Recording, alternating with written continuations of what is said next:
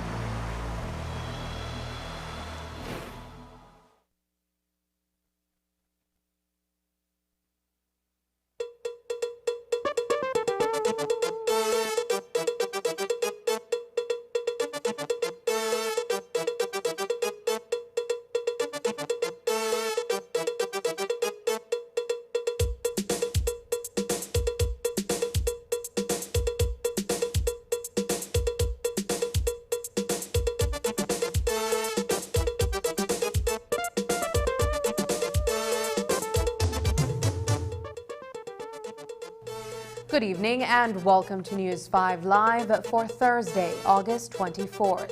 I am Sabrina Daly.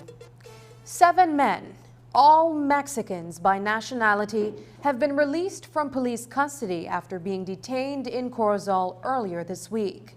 It was believed and subsequently reported that they were members of a notorious drug cartel who allegedly entered Belize to carry out a contract on a well-known underworld player in the north.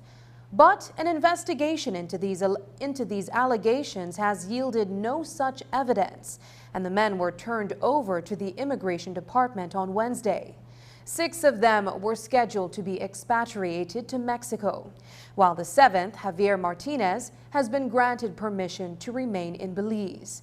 But tonight, his attorney tells News 5 that Martinez has been receiving death threats as a result of being wrongfully named as a member of the Caborca cartel. Martinez, as we've reported, is a civil engineer by profession and has been granted permission by the Labor Department to work in Belize for a period of 1 year. Is it a gaffe that was avoidable? And were the men being stereotyped? We begin tonight's newscast with a one-on-one with attorney Brian Neal. 6 of the Mexicans are in immigration custody, and they are set to be transported by immigration officials to the Mexican border and handed over to Mexican officials.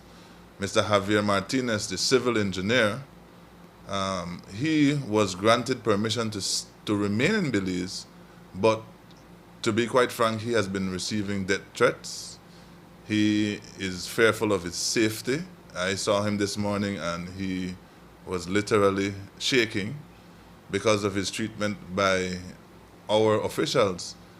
He has been now associated with a drug cartel.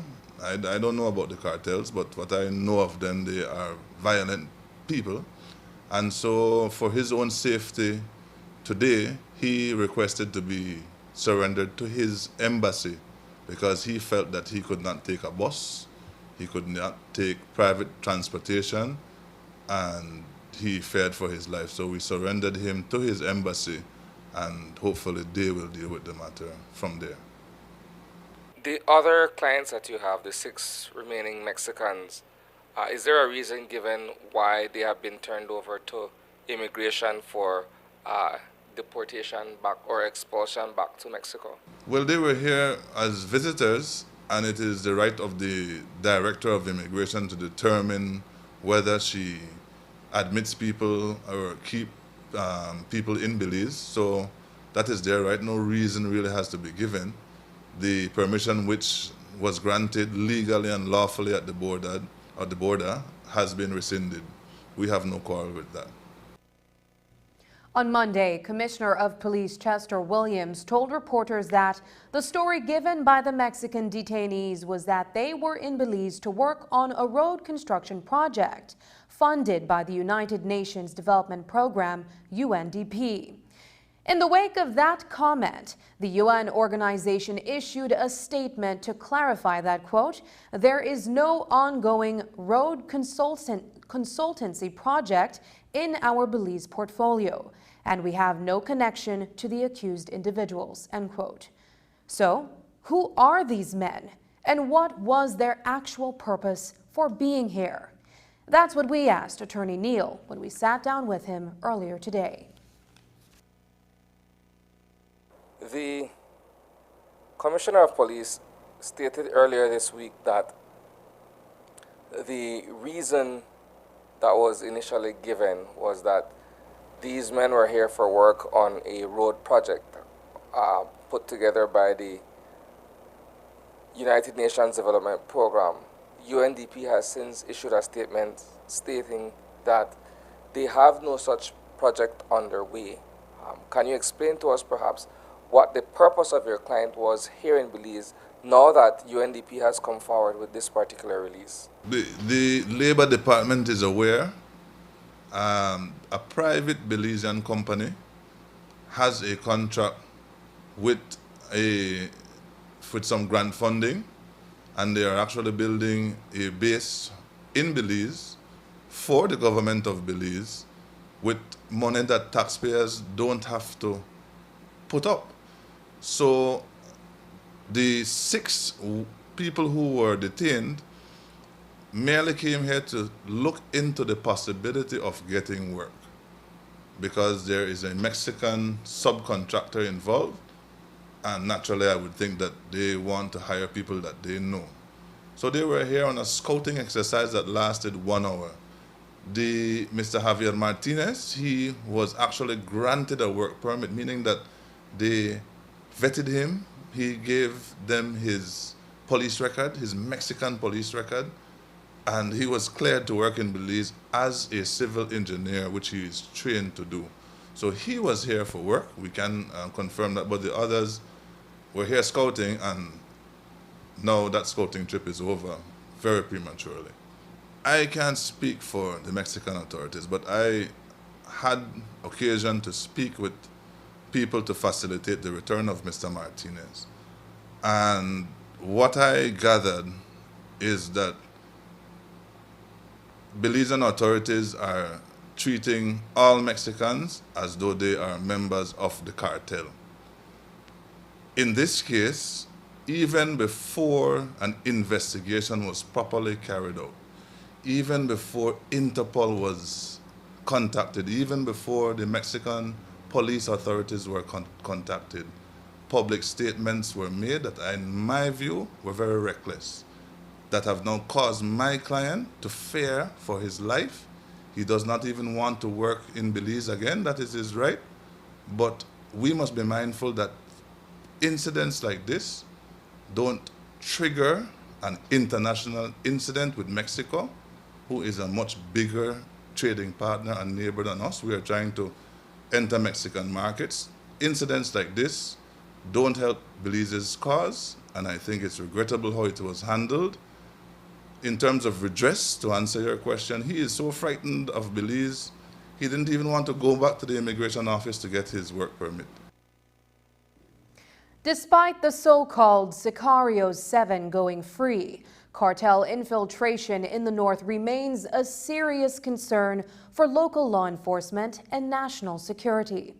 A high-level meeting was held several weeks ago in Mexico City between government officials from Belize and Mexico to address the issues of drug trafficking and the presence of the Sinaloa cartels in southern Mexico along the border with Belize.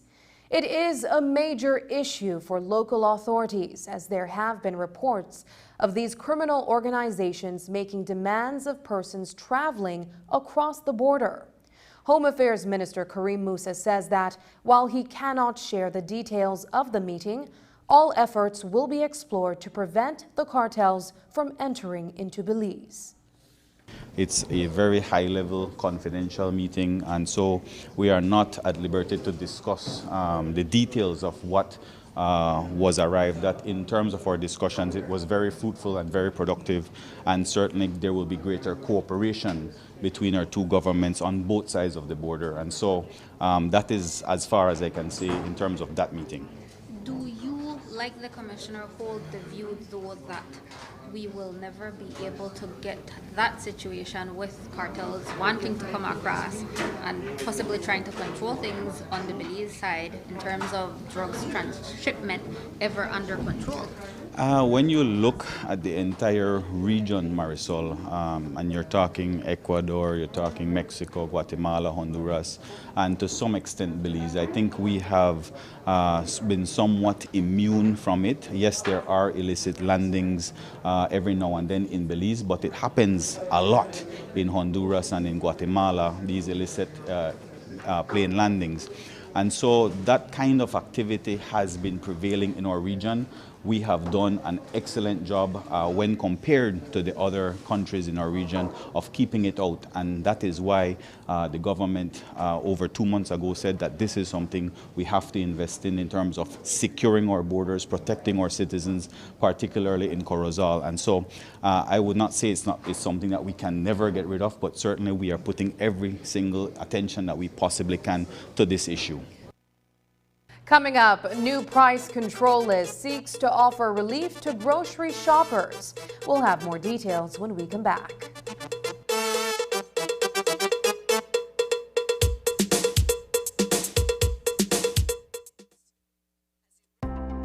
Every project has to start somewhere, and Brothers Habet's got you covered.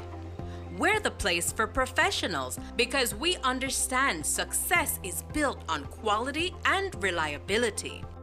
For the do-it-yourselfers seeking quality tools and materials to bring their out-of-the-box ideas to life, our paint department offers a kaleidoscope of hues to those looking to express their unique style.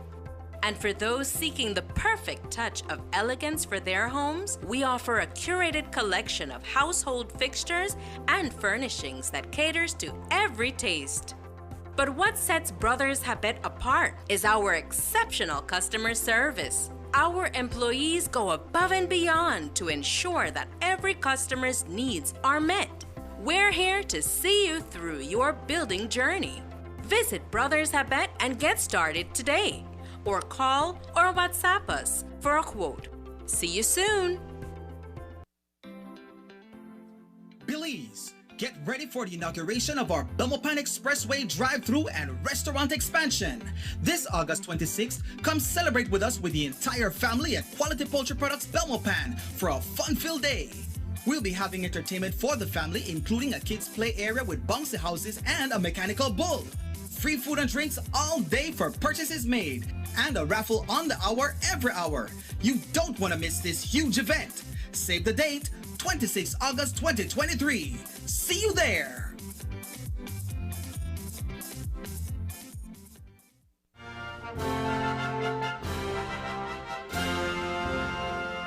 My fellow Belizeans.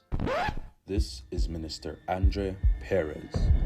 He is referred to as the Honorable Member for Belize Rural South, but he is dishonorable. He swore to uphold the Belize Constitution, but he has defiled it. He promised to abide by the Code of Conduct for Ministers, but has behaved disgracefully. Yet he refuses to resign from the cabinet. Abner Andre Perez.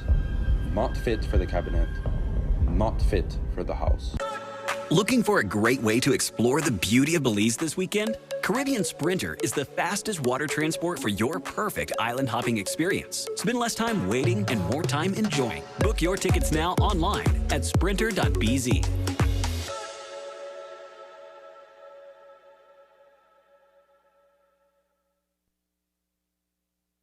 My name is Lindsay Rosales and I am going in Belize Adventist College. A past retired teacher from my community explained us that all the topics will be posted on Facebook in the hashtag Let's Talk Energy.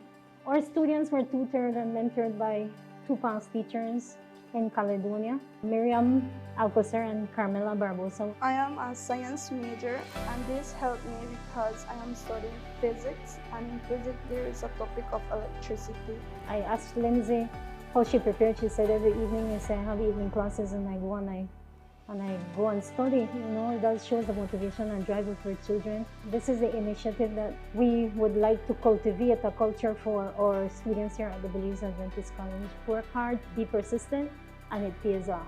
I am proud of myself because sometimes I doubt of myself because I thought I couldn't do it, but now I feel happy, proud, and I know that my mom is proud of me. I feel proud about my daughter that win the second of this challenge.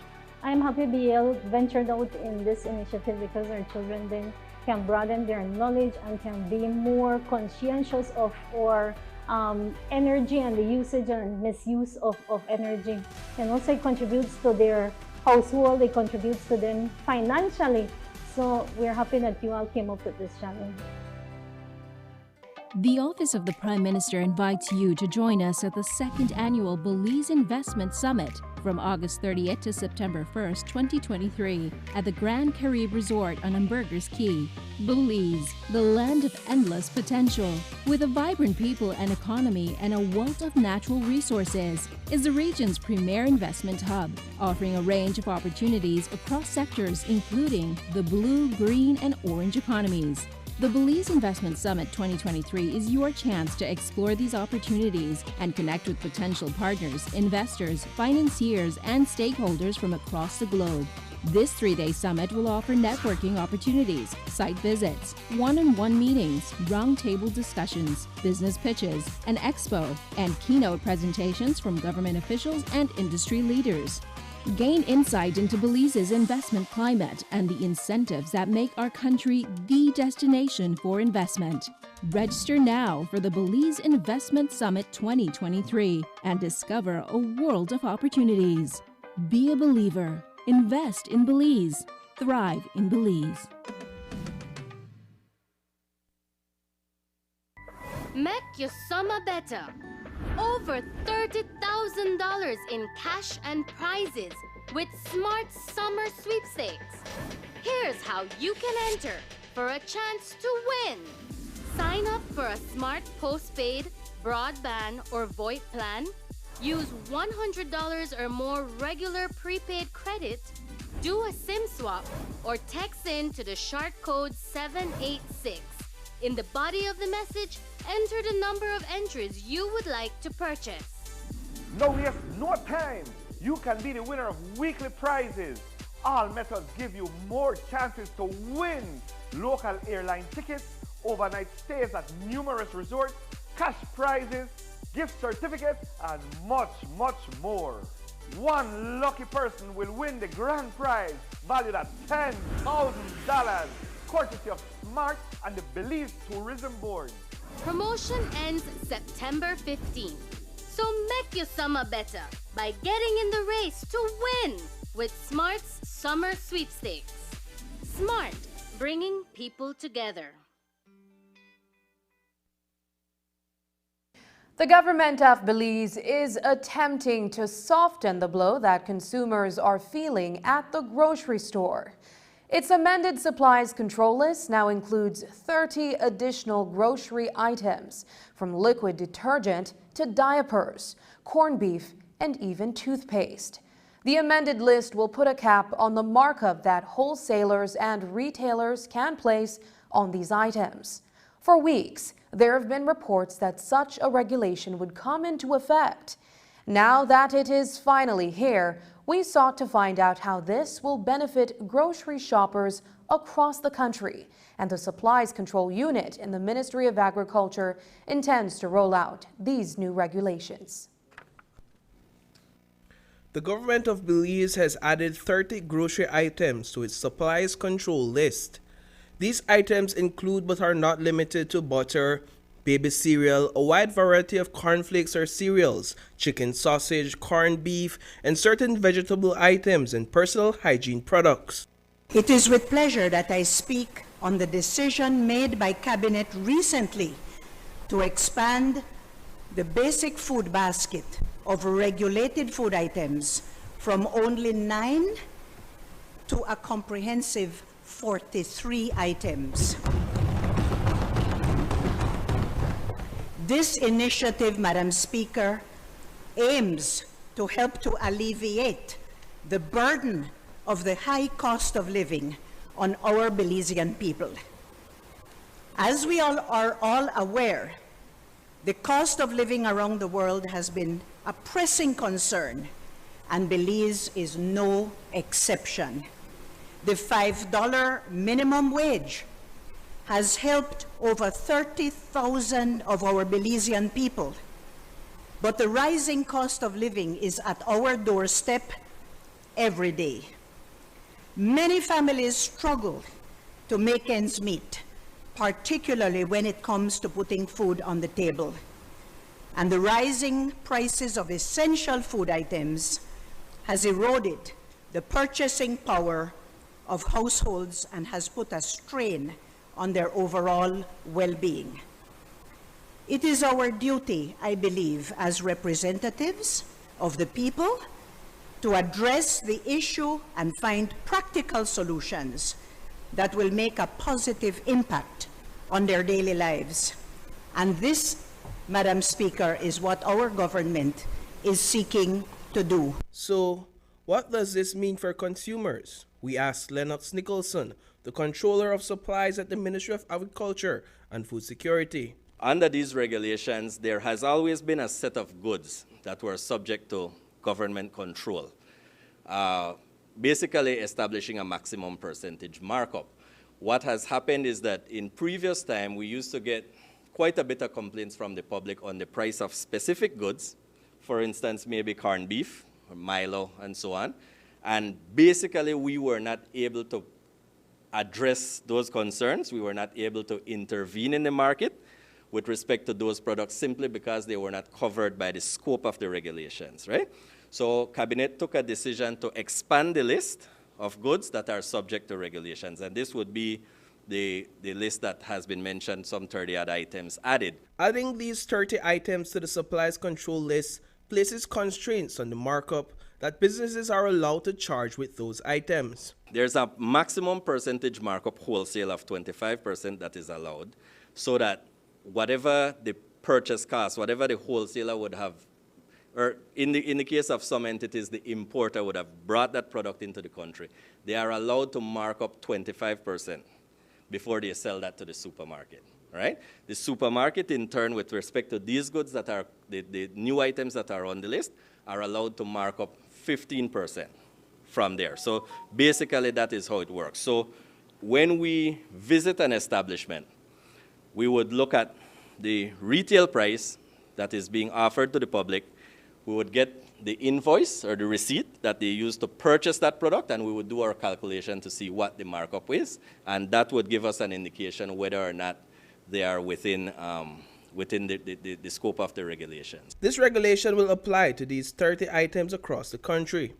Currently, the Controller of Supplies and his team are visiting retailers and wholesalers to inform them what the expectations are under the new regulations.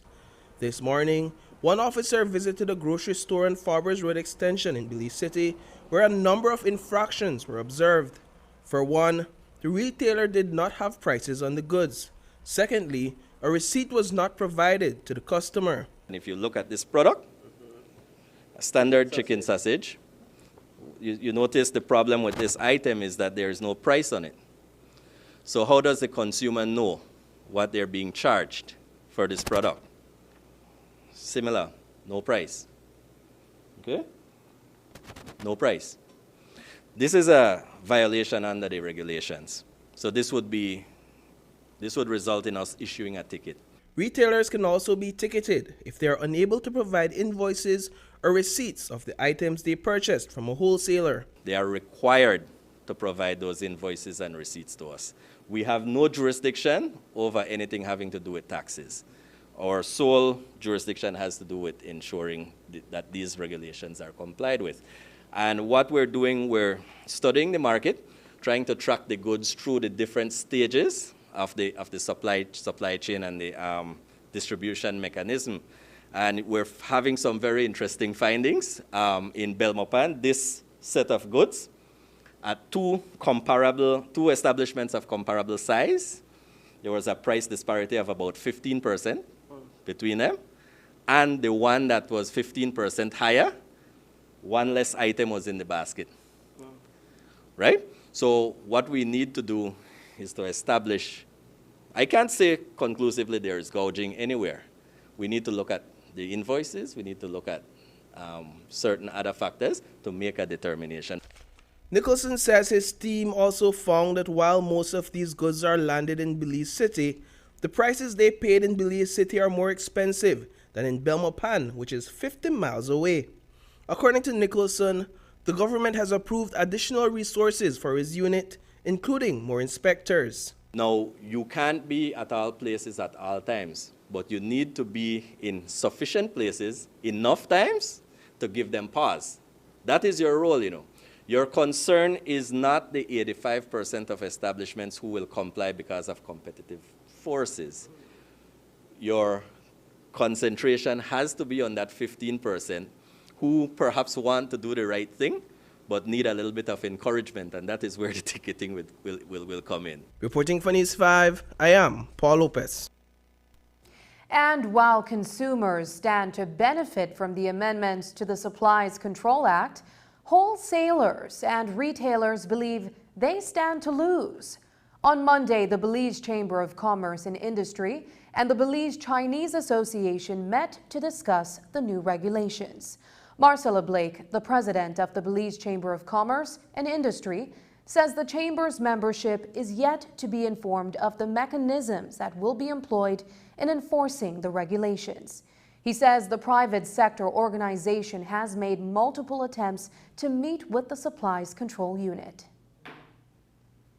We are on the same page as it relates to our surprise that the SI was signed on the 10th of August, and there was no mention of it until a comment was made by Minister Mai to bring it to our attention.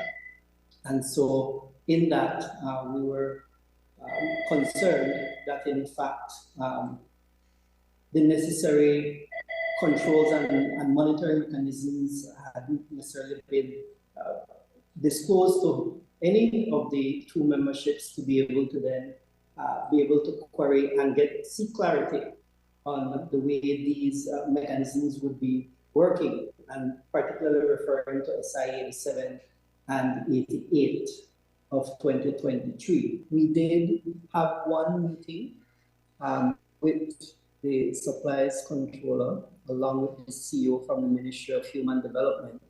And it's subsequent to that meeting that we actually released the paper and also wrote to the Prime Minister. Since then, we have not had any conversation, not for the lack of trying. I can tell you our Chief Policy Analyst has been trying to reach out to the Controller of Supplies without much success in getting them to a conversation, or even just to provide an update on exactly where we were in the conversation. The Belize Chamber of Commerce and Industry and the Belize Chinese Association are now requesting that the government delays its rollout of the new price control list. According to Blake, this agreement was reached between the two parties during their meeting on Wednesday. On the other hand, Blake is advising his members to be mindful that the list has already been passed into law, and as a result, they must be adhered to. Out of our conversation yesterday, it was in fact agreed that we would be looking at a request from the government to see how best we could have this delayed somewhat, not a long but a short delay, in order for us to then be able to get some of the questions and answers in regards to process and documentation, and then to ensure that we'd be able to communicate that back to our members. But in the absence of that, we definitely welcome the Controller of Supplies to be able to address our membership and provide us with the guidance as to what to expect in the process of the rollout, not only of the SI 87, but also 88. Because obviously with the ticketing system, it's important for us to also understand and appreciate how that will be handled and what members can expect when an officer shows up at their establishment. We will continue to provide information to our membership. At the end of the day, these SIs were passed already, and so as far as we view them, they are in effect. And so we will continue to ensure that our members are prepared with the information that we have available to us to be able to ensure that their businesses are minimally impacted. Now, bearing in mind that not having a clear understanding of all the processes, it is incumbent on our members now to be able to provide information to those officers in a timely manner. Blake went on to explain that most of the grocery items covered under the new price control lists are considered volume items for retailers. These are items that sellers make most of their monies from. As a result, Blake says capping the markup on these goods will have significant impacts on how these businesses operate. When we look at our membership, we have quite a set of persons who operate within the realm of what is retail. And so we've had conversations, ongoing conversations, even from the onset when, prior to meeting with the CEO of Human Development and the Controller of Supplies, to be able to have them be aware of the position that the Chamber is proposing to have taken on their behalf. And we had the support of those members because they all appreciate that, in fact, the items listed on the SIs are in fact your bread and butter.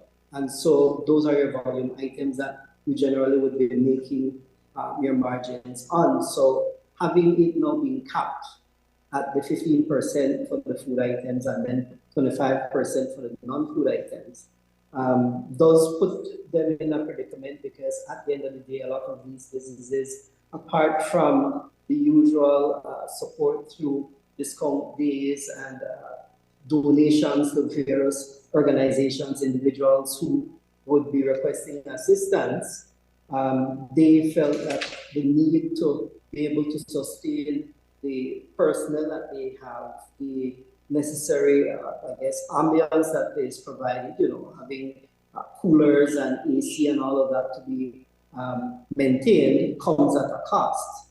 And so at 15%, that cost would be very difficult for them to maintain into the long run. When we asked Lennox Nicholson, the controller of supplies at the Ministry of Agriculture, about the steps following the enactment of the new SI, he informed us that there is groundwork that has to be done before fully enforcing the law. He says this will include informing retailers of the new parameters and getting their feedback on how the approach can be improved. The SI has already been gazetted, all right? But with these matters, there's groundwork that you have to do. You always have to get your bearings, because what you need to establish is if there's gouging, you need to determine whether that is being done at the importation stage, the wholesale stage, or the retail stage. And one of the things you must do is to ensure that the people you are regulated know what the parameters are and what is expected of them. That is why my officers are going through that walkthrough process with members of the Chinese Association so that they can filter that information to their members, as well as provide us feedback. If they identify means and ways through which the regulations may be improved, they can communicate that to us. And these walkthroughs and these visits will not only be confined to the Chinese associations, but other establishments as well that are involved in the wholesale and retail of goods. But the emphasis at this stage is on the retail end, and we will work our way back. After the break, revisiting Belize's once thriving chicle industry. We'll tell you about that, but first, here's the weather update with data from the Belize Met Service.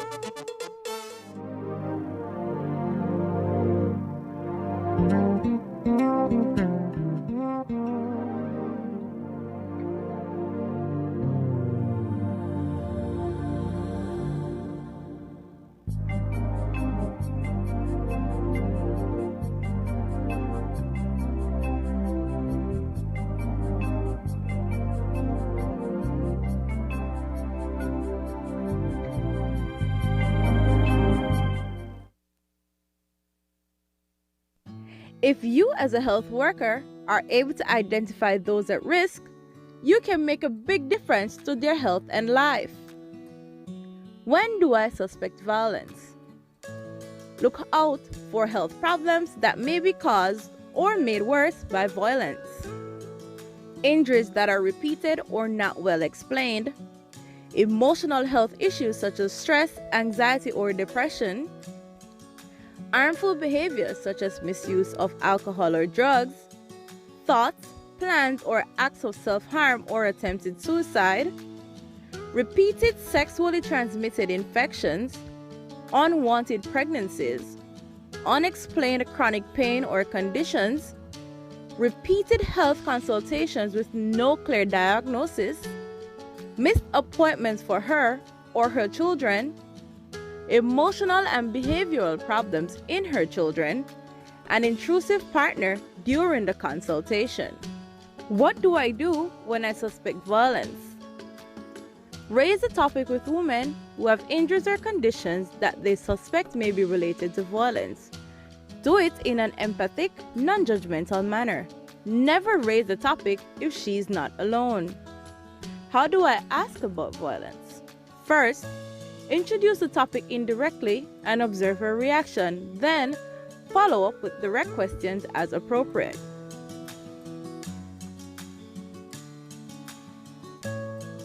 If she does not disclose violence, do not pressure or force her. You may be wrong or she may be afraid. Give her time to decide what she wants to tell you. Tell her about available support in your area if her situation changes. But if she discloses violence, offer her first-line support. Lives.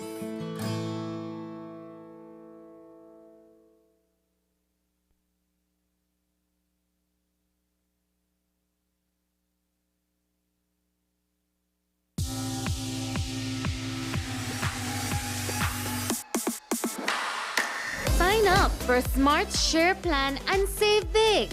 Whether you're a small entrepreneur starting up your business, a student on a limited budget, or a family trying to save, this is the plan for you. With unlimited SMS, calls and data, we help you save. Get up to 5 lines for as low as $30 per line monthly, only with Smart. Sign up today at any Smart showroom or sales manager countrywide. So get your business going, share more memories with friends, and be ready for the day with Smart.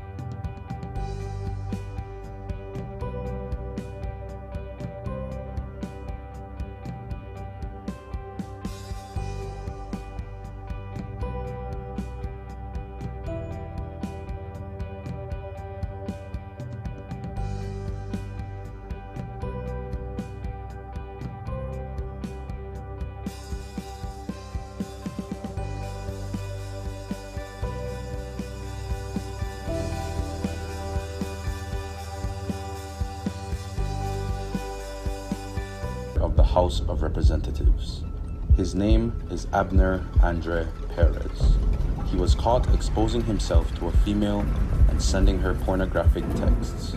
But he says he is the victim, even though he admits in his text to her that he needs therapy. This man is sick. He needs help. He should resign from the cabinet and get the help he needs. Abner Andre Perez. Not fit for the cabinet, not fit for the House.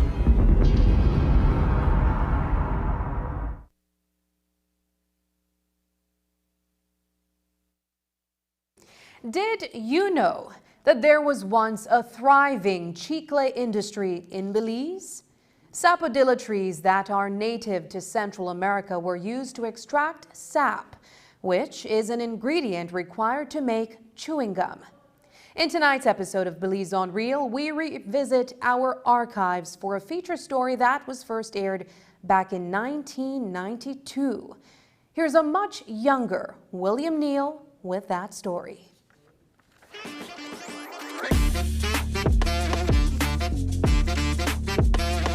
For most Belizeans, chicle, if you're not chewing it, is something found only in history books.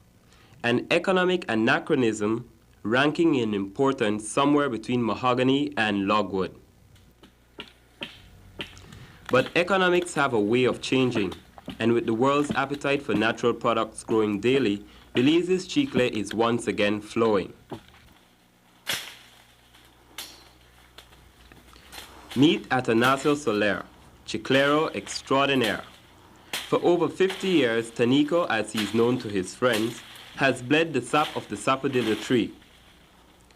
Born in Benque Viejo, he has scaled the heights of his profession in Guatemala, Mexico, and virtually every piece of jungle between Hondo and Sarstoon.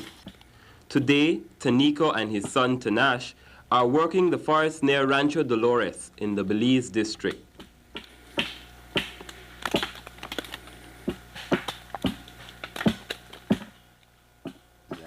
You make some core this way, and you make every 3 core you take out a road to go and meet the back part of the tree. With the other one, if you doesn't do it that way, the milk go and hide. Chicle extraction is a mixture of science and art. Poorly made incisions can result in a low yield of precious sap, while overzealous cutting can actually kill the tree. With proper planning, the milk can be harvested over time without causing damage. This is why environmentalists see the chicle industry as a prime example of sustainable development. Evidence, they say, that the rainforest is more valuable standing than cut down. I left one limb to the back that I never wanted to chop or I'm too tired. Next year, I can come back and chop that tree. And the 2 limbs that I chopped this year, the next 7, 8 years, they are good again. They are ready to give milk again. The sap is collected in wax-coated canvas bags which are left overnight to fill. Tanico will cut 7 or 8 trees each day, as well as collect the milk from the day before. Why does it never want to have? When enough sap has been harvested, it's gathered together and brought back to the camp for cooking. We'll get about half. Leave it over half. So maybe lick something then. Depending on the quantity and quality of the milk, it may take around 3 hours of careful boiling to remove all the excess water.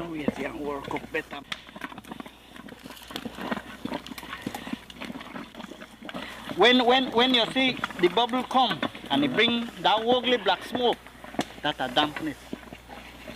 That's a dampness. So that's the way you know the chicle. When it bring the bubble with clear smoke, that's the time it cook. It cooking.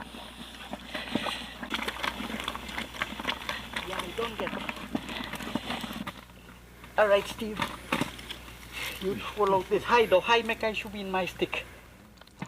Various bush utensils are used, like the come-along. You haul it up in the jungle. It's a tree, it's a palm tree that have a lot of fine roots. And the lot of fine roots get out the chicle fast. Sometimes your chicle get too over hot, like what happened to me today. Too hot. And when I should be in the chamol, what we call the stick that we work it with, instead it get hard, it gather up, it get thinner. And it raise, it start to raise and it overflow out of the pipe or out of the pot. So when you should be in the come along, that's the one that bring it down. He hold it down and gather it. Don't care how it's hot, he fix it up. Meanwhile, the molding trays have been washed and soaked, a process not altogether different from baking a cake. The chicle will harden over the course of an hour and finally turned out of the mold.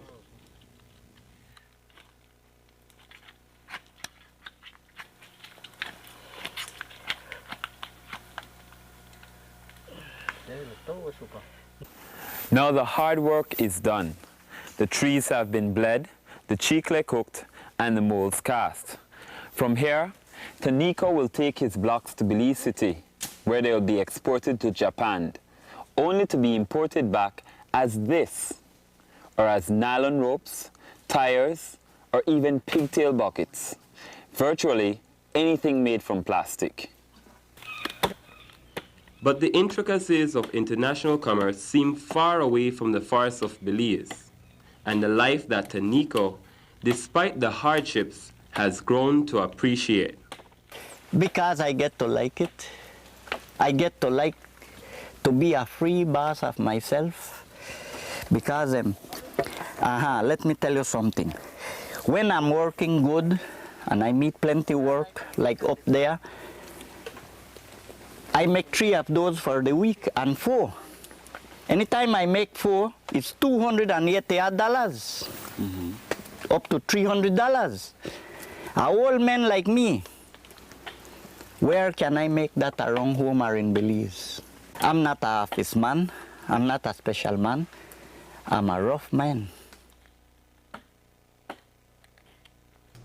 When we return, the Academy for Women Entrepreneurs is launched in Belize City.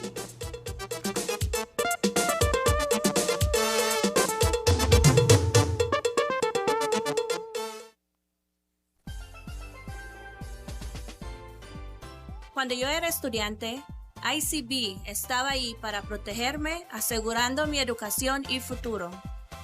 Cuando obtuve mi primer auto, ICB estaba ahí para protegerme, brindándome una excelente cobertura y tranquilidad en el camino. Cuando nos mudamos a nuestro primer apartamento, ICB estaba ahí para protegernos, asegurando nuestras pertenencias y brindándonos una sensación de seguridad. Y cuando obtuvimos nuestra primer casa, ICB estuvo ahí para nosotros, protegiendo nuestro hogar y todo por lo que hemos trabajado tan duro. En cada paso del viaje de tu vida, ICB está para ti. Para más información, llámenos al 224-5328 o visite nuestra oficina más cercana. My name is Lindsay Rosales and I am going in Belize Adventist College. A past retired teacher from my community explained us that all the topics will be posted on Facebook in the hashtag Let's Talk Energy. Our students were tutored and mentored by two past teachers in Caledonia, Miriam Alcocer and Carmela Barbosa. I am a science major and this helped me because I am studying physics and in physics there is a topic of electricity. I asked Lindsay how she prepared. She said every evening, I have evening classes and I go and study. That shows the motivation and drive of our children. This is the initiative that we would like to cultivate a culture for our students here at the Belize Adventist College. Work hard, be persistent, and it pays off. I am proud of myself because sometimes I doubt of myself because I thought I couldn't do it, but now I feel happy, proud, and I know that my mom is proud of me. I feel proud about my daughter that win the second of this challenge.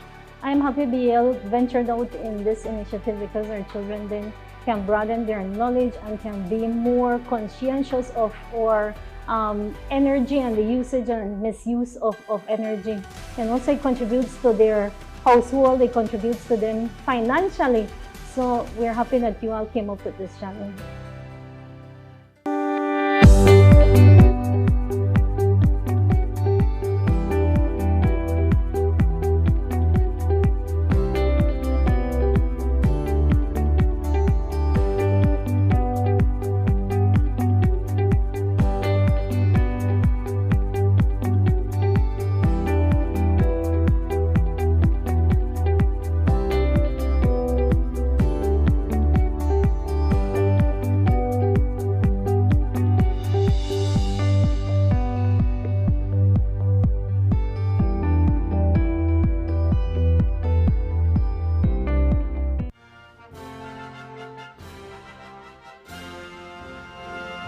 My fellow Belizeans.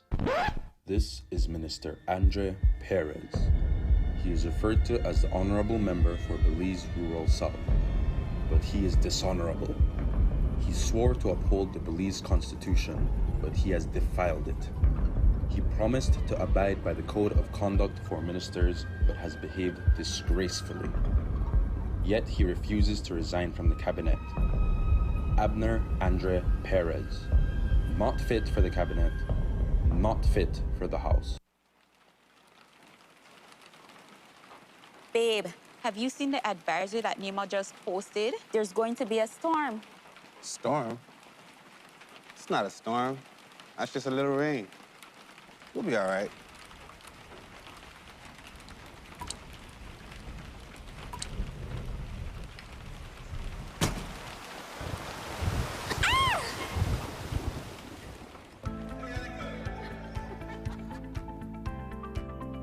Thank goodness that was only a simulation. But what if it wasn't? Consider this. You've worked hard building your future, your family, your business, your home. RF&G Insurance has policy options that can protect your most valued assets so that you can focus on what matters most. Include RF&G Insurance in your hurricane prep. Remember, it pays to get it right with RF&G Insurance, a Road Group company.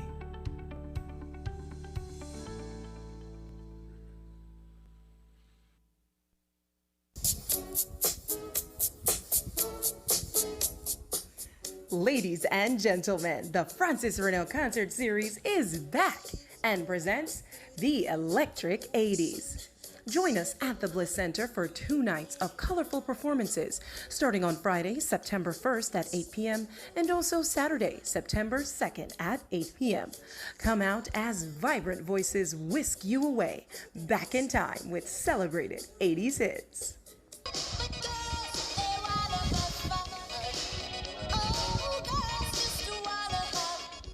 Tickets are available at the Bliss Center for the Performing Arts and are $25 for general admission, $40 reserved, and $50 premium.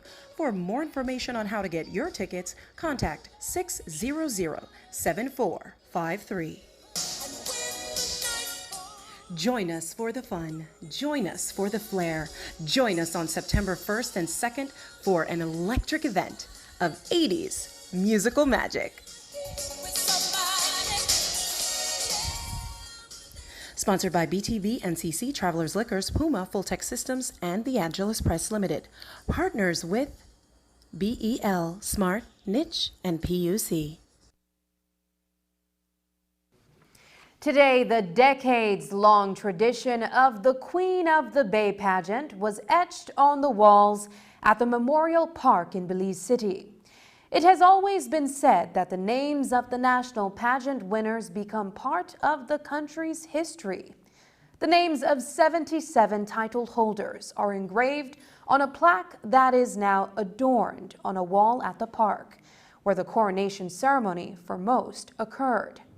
Former title holders and delegates for the upcoming pageant gathered this afternoon for the unveiling of the plaque. President Sharima Gitti, a former national Queen of the Bay, says that it is about honoring the unbroken history. We want a place that we can call home to Queen of the Bay. We actually had a vote in our group chat, and it was between 3 different places, and of course the Memorial Park came in on top. Why? Because most of our queens have the memory of being crowned here at this very location.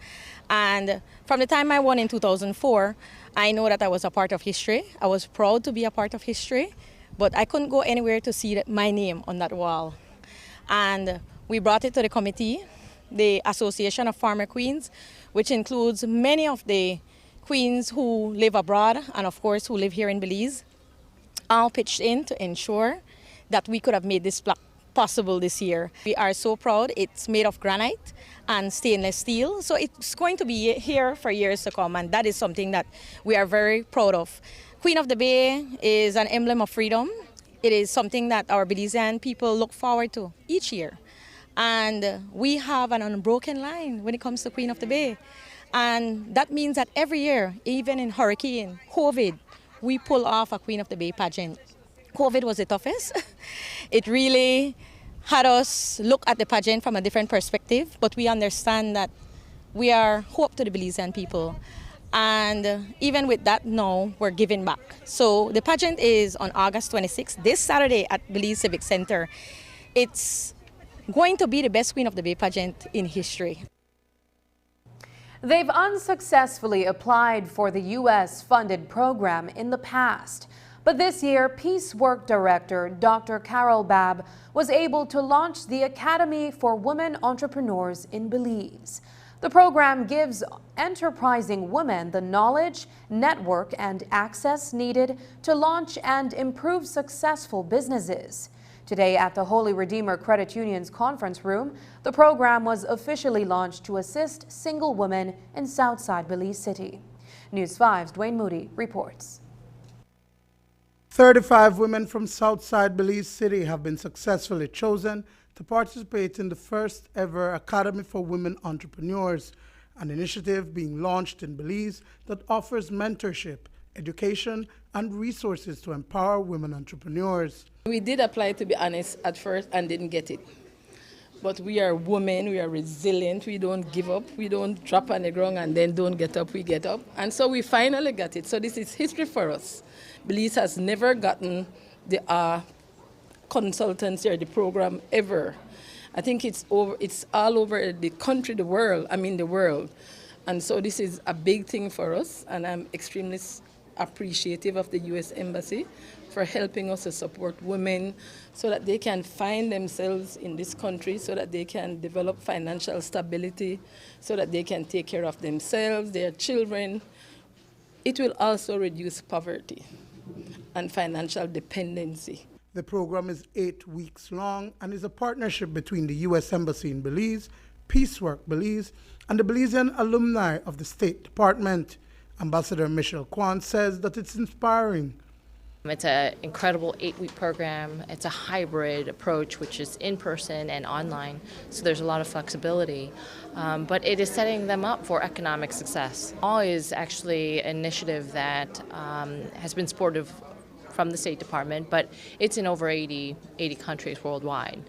And I hope it will continue because it's really changing and giving the experience to these women who have ideas, have dreams, but really trying to figure out how to go from point A to point B, to starting a business, to from all the 8 weeks of learning.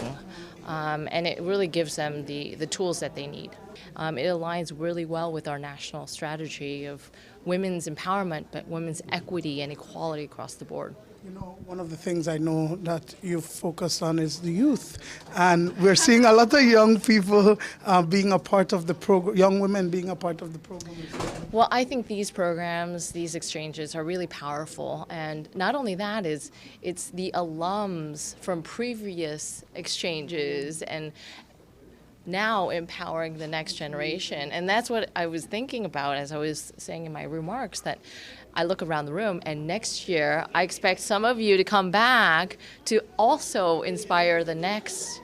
And it is, by being here, it's empowering themselves, their communities, and this country. The program will be held for successive Saturdays and will focus on financial literacy, social emotional learning, entrepreneurship, and sewing skills.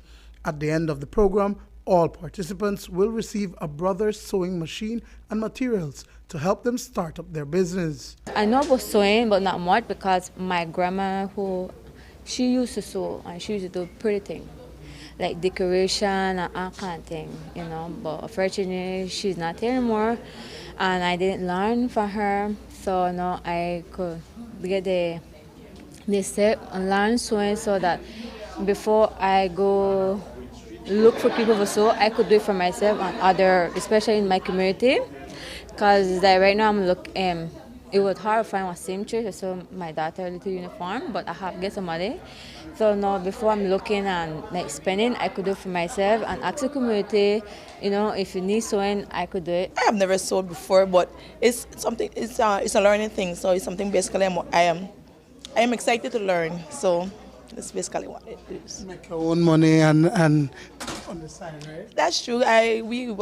For me, when the September and this time of the year are busy time for us. So you see what of this event we sell, like different nachos and wings, and we go to all these events and participate. So being an entrepreneur is a part of it. The program is valued at $42,000 Belize dollars. Dwayne Moody for News 5. Today, U.S. Ambassador to Belize Michelle Kwan gave brief remarks on a visa scam in which villagers from Armenia alleged that they were swindled out of thousands of dollars by a man who claimed that he could guarantee them U.S. visas. Dozens of villagers reportedly paid $1,500 each to get visas and were given false appointments. It's a matter that is being investigated by the Belize Police Department as well as the U.S. Embassy in Belize. Here's what Ambassador Kwan had to say. Well, I can't say too much on the details, but I encourage folks to go online. And also I know that the process is often daunting for a visa, and if they need assistance, I would encourage them to get reputable lawyers and others involved to help them throughout the process. That you would be looking into assisting with the government to investigate who may be behind it? Well, the U.S. Embassy is well aware of the situation, and we're definitely looking into it. Up next, stopping forest fires in the Chukchi.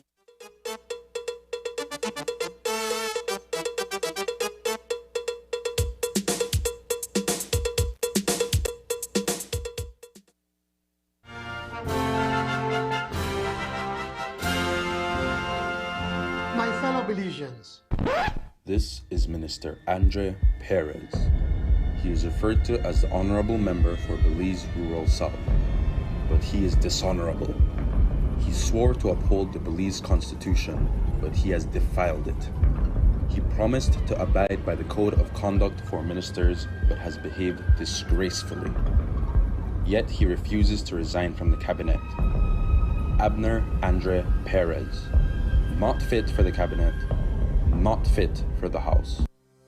How does investment services work? For example, Joe's Construction wants to expand its operations by purchasing new equipment and hiring additional staff. How can Joe's Construction get an investment loan? The answer: Investment Services appraises the loan application and focuses on two key areas: adequate collateral and repayability. Investment Services will also consider how Belizeans and the economy will benefit from this new investment through job creation and business growth. The terms and conditions for Joe's Construction loan will be based on the purpose and cash flow. After recommendation and approval, the loan is disbursed. SSB remains committed to proper management of the fund through prudent and responsible investments for the benefit of its beneficiaries, employers, and the Belizean economy.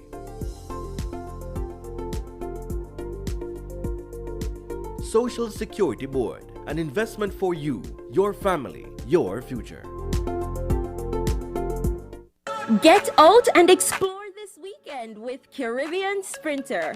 With our ferries, you'll get to San Pedro, Belize City, and Key Cocker faster and smarter. Visit Caribbean Sprinter online at sprinter.bz.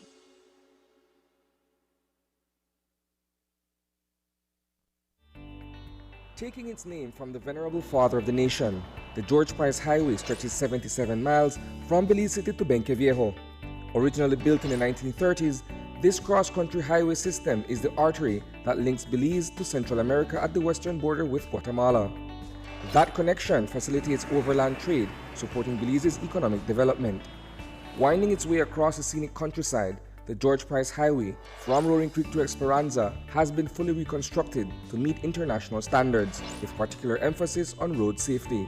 A shorter and hassle-free commute is best enjoyed when everyone obeys the traffic laws.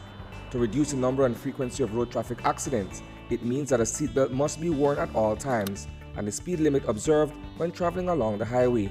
It also means that pedestrians must use sidewalks and crosswalks where available. Buses should only board and discharge passengers at a designated bus stop. Road safety is everyone's responsibility. It begins with you.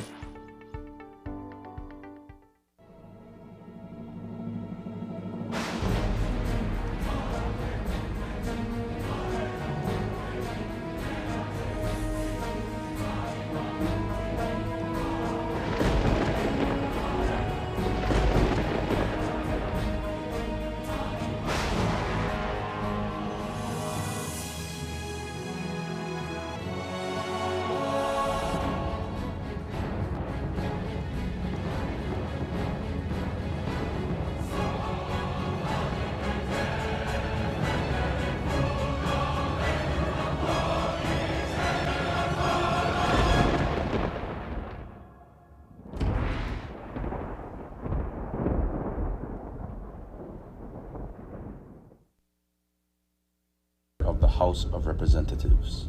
His name is Abner Andre Perez.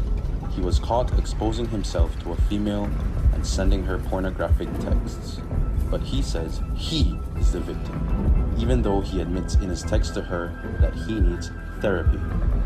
This man is sick. He needs help. He should resign from the cabinet and get the help he needs. Abner Andre Perez.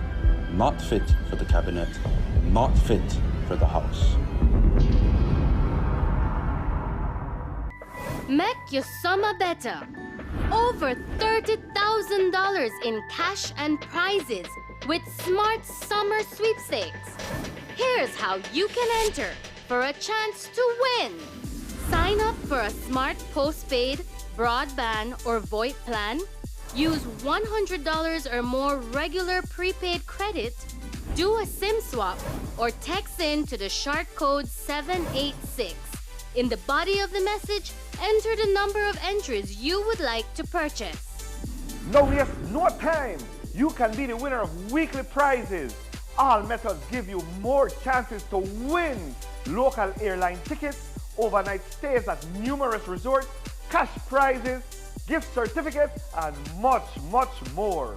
One lucky person will win the grand prize valued at $10,000, courtesy of SMART and the Belize Tourism Board.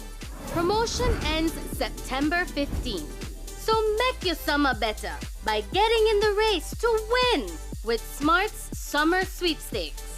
Smart, bringing people together.